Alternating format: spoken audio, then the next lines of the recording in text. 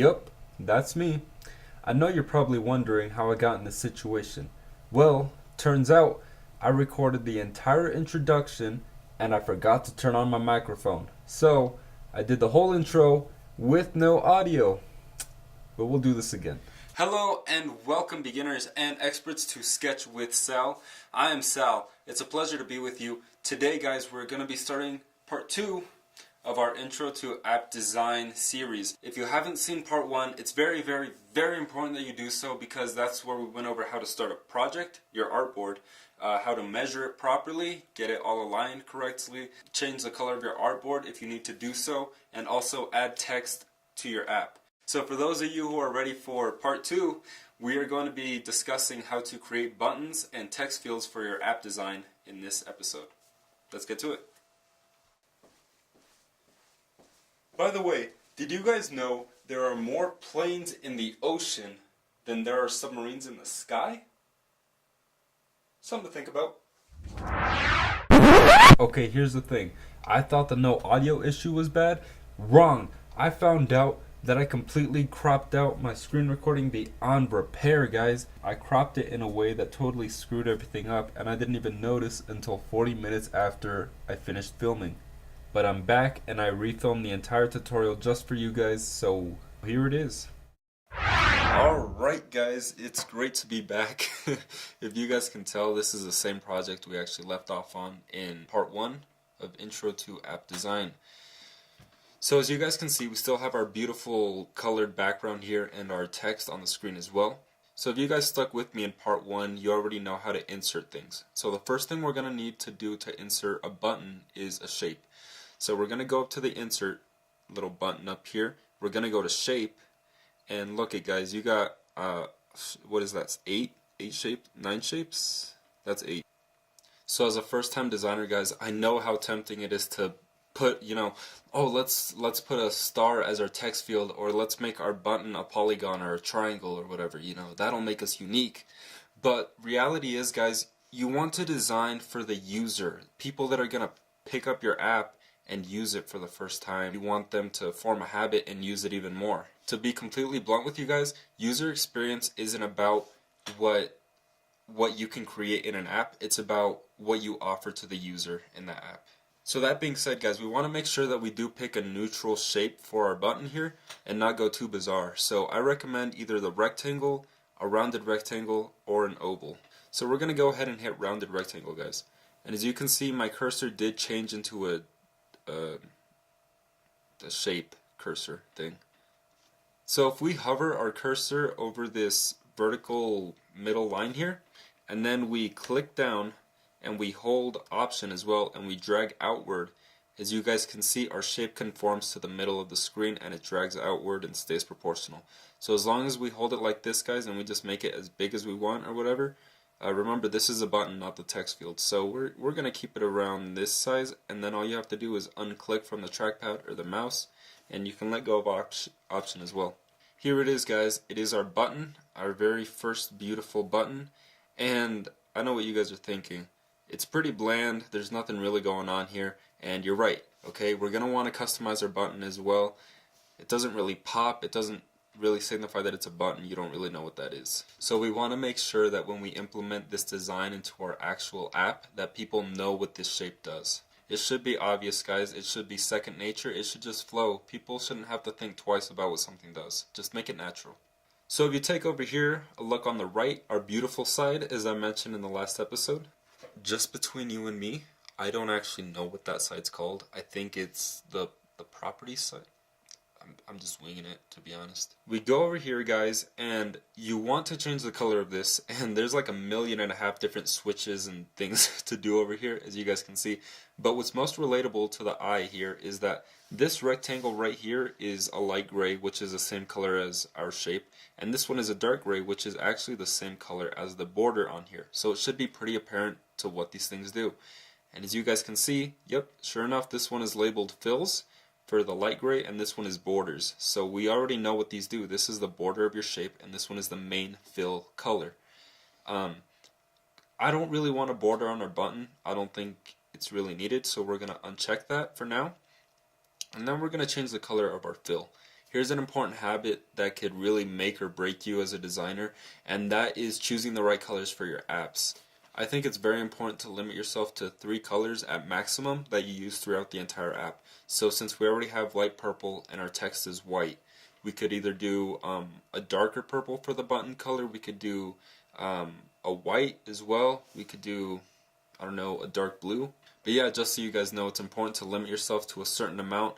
3 is a very good amount. You could also lean towards 4, but no more than 5 ever. You don't want your app to be unsynchronized and there's no flow to it, there's no pattern. So I personally think it would look better if we went for a darker purple color.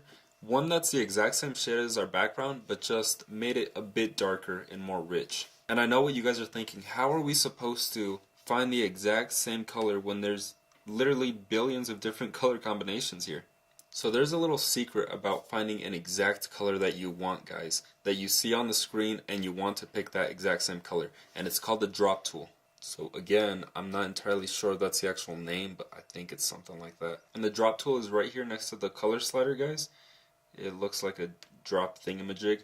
You click on it and you get this sort of magnified view. And what this does, guys, is this little square in the middle of your magnification view, it pretty much lets you select any color that you want from the screen. If I wanted to take, a green from these buttons up here, or if I wanted to take the orange from the sketch logo, all I have to do, guys, is tap here and boom, you have that exact same shade that was on that logo. So let's Command Z and undo that. I haven't mentioned that Command Z on a Mac is the undo button, and that's very important for designers of any or whatever you do on a computer. You should know how to undo something, because if not, it can mess everything up. So now that you guys know where the drop tool is, we are going to click on it again, and we're going to select our background color.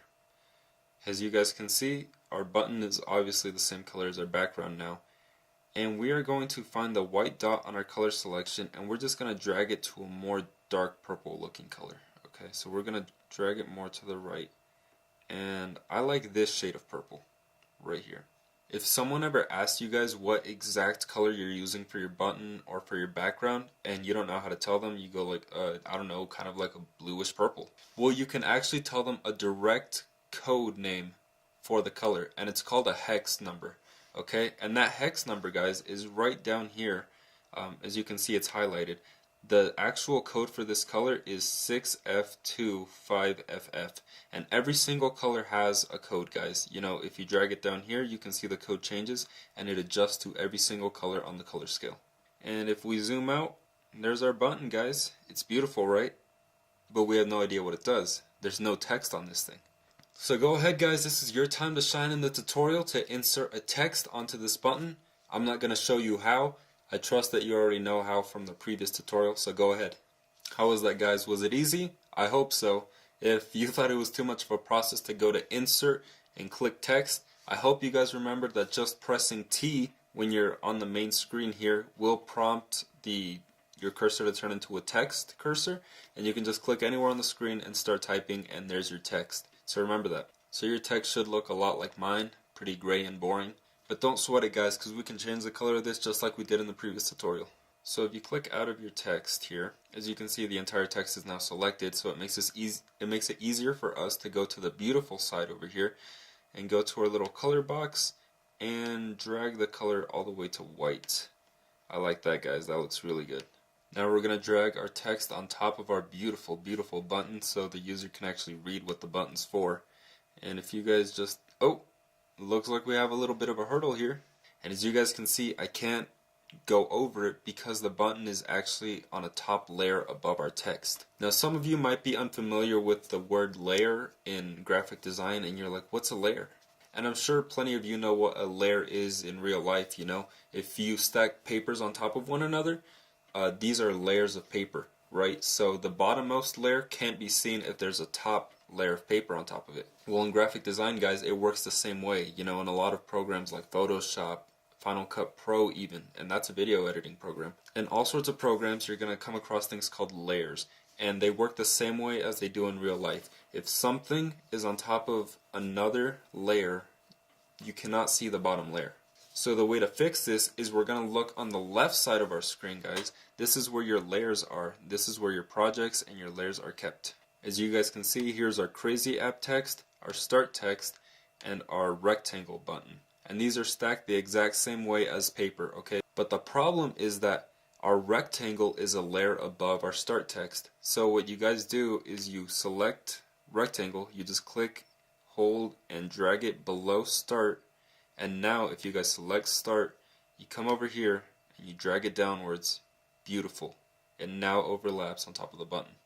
Another tip I want to teach you guys about buttons is that just because your corners are this rounded doesn't mean it has to stay that way. You guys have full control over how rounded you want your corners. The way we can change this, guys, is if we take a look on the beautiful side of the screen, you can see there's this thing called a radius here. Okay, and radius controls the roundness of your corners. If you crank radius all the way down to 0, you get straight corners. But if we crank this thing all the way up to 100, then you guys can see the rounded. The corners are completely round. It's a straight pill. A lot of people like this pill looking button, and I do too. It's a great look. So whatever you guys want to go with, if you want to go with a pill look, if you want to go for a more rounded, subtle rectangle look, go for it. We're going to keep it as the pill. Now for the moment of truth, guys. I hope creating a button was simple enough for you, because creating a text field is pretty much the same process. So we go up to insert, we go to shape, and we have a selection of either a line, rectangle, or a rounded rectangle. Again, we don't want to use funny shape, guys. I say we go with the rectangle this time.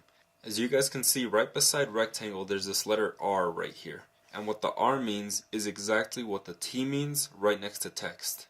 That means that if we're just out here and we press R, look at that, guys. Our cursor turns into a shape cursor for a rectangle.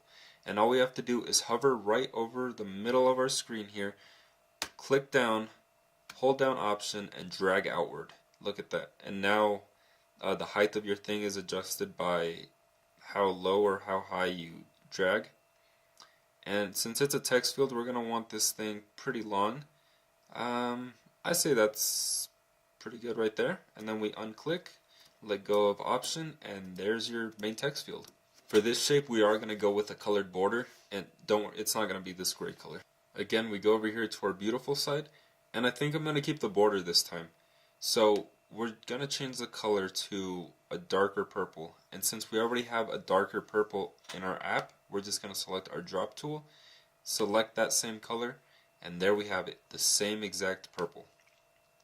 We're going to go to fill, and we also want to make this a lighter purple. But I don't want to make it the same purple as the background, because then it just blends right in and it really doesn't look that great. You can't really tell that it's a text field. Since it's already the same color as the background, we're just going to drag it and make it a little bit lighter, like so. We click out, zoom out, and look at that, guys. It looks pretty damn good. The next step would be to adding some faint text so people know that it's a text field. You want the user to know what they're going to have to type in, so you could type something like name, email address, password. So we're going to zoom in here, and we're going to hit T for text, and just tap right in here. Like I said, guys, so we could type anything here, such as first name, email address, password. It's totally up to you guys, there's no sort of mold for this kind of stuff. It's just up to your discretion, whatever you want to do.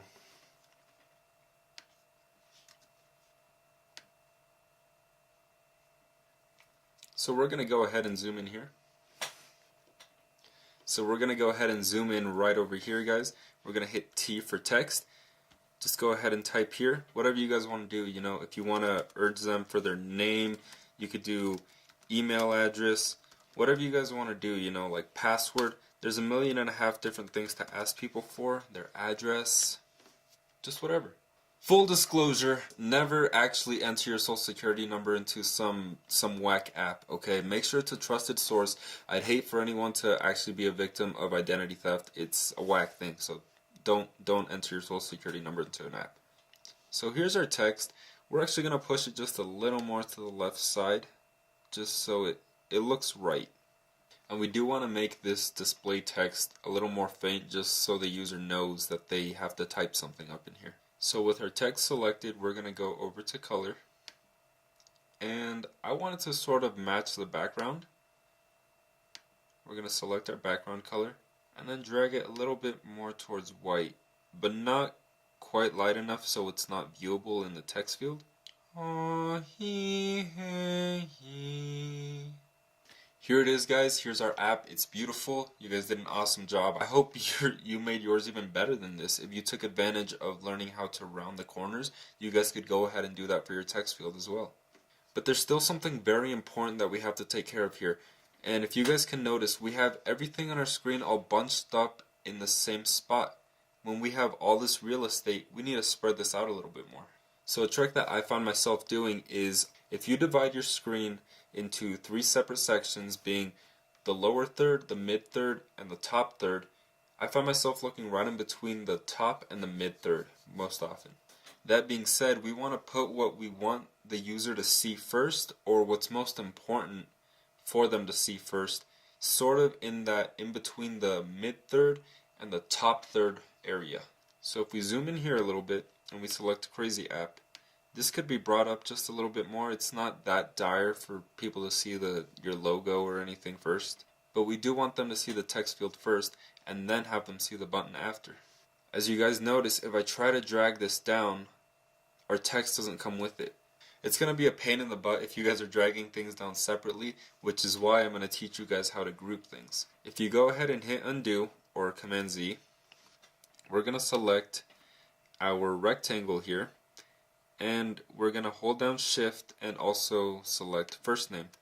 As you guys can see, it selected both of these layers over here, and if I right click on one of them and I go down to group selection, it selects both of those and creates a group out of it. So now I can double tap in here and change the name of it. So we'll go with text field. Now as you guys can see, if I drag this down, they stay grouped together. And the start button's sort of in my way, so I'm going to quickly group these. So we select start and then we hold down Shift, hit our pill button here. We go over here and we right click, group selection. You can name this one as well. You can go with button, hit enter, and then we just drag this one a little bit downward. Just find where you guys think it fits best on your app. Everyone has different tastes. This is sort of the way I do it. You can drag this one up so it's not that far below. And there we have it, guys. So now that you guys know how to use text and shapes in the ways that we've been learning, a lot of doors are open for you guys. You guys can go ahead and experiment with creating all sorts of things with what you've learned. Oh boy, okay. I'd also like to take 1 second and recognize something that was brought to my attention after I posted the last video. You know, when I said what I said in the last video, I really meant it from the bottom of my heart, guys. So I'll make up for it now and give you guys the wise advice that if you really like this video, not only should you go home and brush your teeth, but floss, damn it.